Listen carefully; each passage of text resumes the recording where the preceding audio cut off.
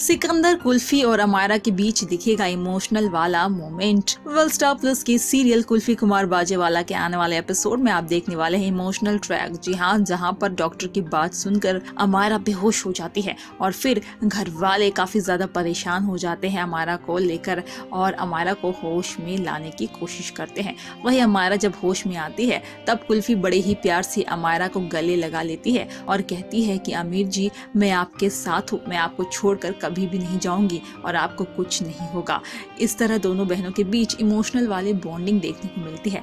वहीं आने वाले ट्रैक में आप देखने वाले हैं कि जब चौल में सिकंदर आते हैं तब सिकंदर सबसे पहले अपने दोनों बेटियों को गले लगाते हैं और फिर सिकंदर काफी ज्यादा इमोशनल हो जाते हैं। तो वहीं अमायरा और कुल्फी भी सिकंदर को गले लगाते हुए कहती है कि आप हमें छोड़कर कभी नहीं जाइएगा। फिलहाल आने वाले ट्रैक में देखना इंटरेस्टिंग ये होगा कि क्या कुल्फी और अमायरा को पता चल जाएगी सिकंदर की सच्चाई। ये सारी अपडेट्स जानने के लिए आप हमारे चैनल को फॉलो कीजिए और पाइए अपने फेवरेट टीवी शो से जुड़ी हर खबर सबसे पहले। वैसे ये खबर आपको कैसी लगी कमेंट्स के जरिए जरूर बताएं। आपके कमेंट्स का इंतजार रहेगा, तो अपने कमेंट्स करना ना भूलें।